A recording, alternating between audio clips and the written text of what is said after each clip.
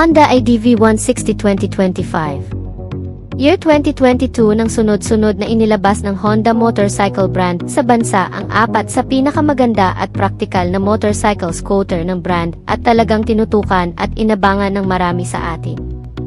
Ngunit habang tumatagal ang panahon ay mas tumataas ang demand ng mga tao sa mga motorsiklo. Naghahanap ng mga bagong panlasang motor na kung saan ang dating satisfied sa mga Honda motorcycle ay nakukulangan na sa mga moderno at teknolohikal na mga katangian. Sa paglabas ng mga bagong motorsiklo mula sa China dapat kung saan nagbigay ng mas kapaki-pakinabang na gamit sa mga taong naghahanap ng mas moderno at napapanahong mga transportasyon. Kaya naman ang Honda matapos na inilabas ang Honda PCX na may bagong update sa features. Ilalabas na rin ang bagong Honda IDB 160 2025 model ang bagong bersyon ng IDB na kung saan gaya ng Honda PCX ay gagamit din ng makabagong sistema na RoadSync ang bagong premium dual sport scooter na ito.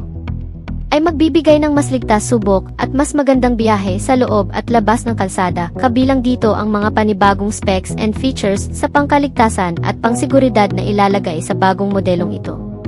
Kasama pa rin dito syempre ang Honda Selectable Torque Control pati na rin ang anti-lock braking system. Kung sa dating modelo, ito ay naka-single channel anti-lock braking system lamang. Sa bagong modelo ng Honda IDB na ilalabas ngayon ay magkakaroon ng dual channel type na klase ng ABS. Meron sa harap at meron din sa likod na ABS o anti-lock braking system. Meron pa rin ang bagong modelo na Honda IDB ang anti-theft alarm features at ang smart keyless entry na ignition system. Ang maganda sa Honda IDB 160 ang dating meron na sa previous model nito ay ilalagay pa rin sa pinakabagong modelo nito ngayon. Yun nga lang ay may idaragdag na ilan pang mga features na siguradong magugustuhan ng marami sa atin. Kagaya na lamang ng RoadSync ay inilagay na sa bagong Honda PCX 160 yung features na kung saan gumagamit ng navigation system. Na pwede mong makonect ang cellphone gadget sa pamamagitan ng application kung saan mamomonitor mo dito lahat ng activity ng motorsiklo, kagaya na lamang ng milyahe. Real-time direction o magsisilbing GPS map nito, kasama ang mga notifikasyon at application na kung saan makikita mo rin ang call alert at message na nanggagaling sa cellphone mo dito sa instrument meter panel cluster. Siyempre, hindi basta-bastang meter panel cluster lamang ang ilalagay sa bagong Honda IDB. Lalagyan ito ngayon ng bagong TFT kung saan hindi lamang sa mga nabanggit ang kayang gawin, kundi kaya rin itong mag-play ng music. Iba-ibahin ang display o wallpaper nito pati na rin ang brightness, depende sa mga kondisyon ng visibility. Fully LED type ng mga ilaw gaya ng twin LED headlamp. May kasamang daytime running light at mga signal light kasama ang rear combination lamp system at mga turn signal lamp. Ang makina nito ay pinapagana pa rin ng 160 cubic centimeter displacement capacity na may single cylinder, 4 bulbs at single overhead camshaft, ESP Plus engine, naka-liquid cool type, at program fuel injected type na fuel supply. Ang kanyang compression ratio ay 12.0:1 na may boring stroke size na 60mm by 55.5mm.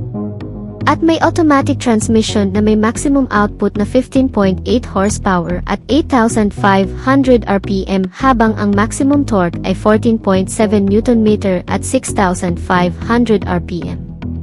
Meron itong fuel tank na 8.1 liters at kumukonsumo pa rin ng 45 km per liter sa estimated na fuel consumption nito ngayon. Pagdating sa dimension, ang bagong ground clearance ay may sukat na 165mm at may seating height na 780mm. Meron itong haba na 1,950mm, may bigat na 138 kg.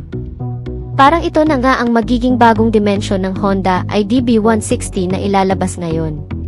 Pagdating naman sa features ang traction control system at ang anti-lock braking system nito ay mas mag-improve na rin daw kumpara sa previous model nito na narito sa Pilipinas. Pagdating sa mga security features syempre ang smart keyless entry na ignition system, sinamahan ng anti-theft alarm at answered back key system na pareho lang sa previous model. Meron pa rin itong mga console packet sa harap na sinamahan ng charging port na Type-C na klase at ang underseat compartment storage, gaya ng sa Honda PCX na nadagdagan ng sukat. Malamang sa malamang itong bagong Honda IDB ay magkakaroon din ng mas maluwang na compartment-based storage. Ang Honda IDB ay nilagyan ng front telescopic fork suspensions at dual shock na may kasamang pressure canister o subtank. May mga coil, spring at may swing arm. Ang traditional na taris nito ay perfect para sa kahit anong klase o kondisyon ng kalsada ay mananatili pa rin sa bagong modelong ito na maisukat sa harap na 110 by 80 by 40. Sa likod naman ay meron tayong size na 130 by 70 by 13, all tubeless na rin with cast alloy wheels. Adjustable din ang windscreen protector o ang babaguhin ng kaunti ang itsura ng frontal face design nito. Yan ang magandang abangan natin ngayong taon mga ka-Wizard Moto, baka maging ang handle nito ay maging fully covered gaya ng sa bagong Honda PCX 160. Halos pareho din ang magiging engine specs nito sa Honda PCX Road Sync na inilabas. Kaya malamang sa malamang this 2025 ay isusunod na itong Honda IDB 160 Road Sync. Sigurado mga ka-Wizard Moto ay abangan na naman ito ng marami na tuluyang dalhin sa Pilipinas at sigurado rin na magiging sold out na naman ang kasa nito. Mawawala ng stock panigurado yan, pero sana naman kung sakaling ilalabas na nga itong bagong Honda IDB 160 2025 Model Road Sync version ay hindi mas magiging mahal ang presyo nito. Yung ikukumpara lang nila sa dating presyo ay okay na.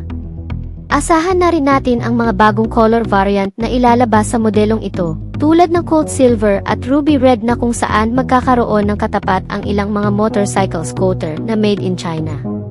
Yan ang abangan natin kaya make sure na mag-subscribe sa ating YouTube channel. Siguraduhin ding naka-activate ang notification bell icon para maabisuhan kaagad sa tuwing may bagong video upload sa ating channel.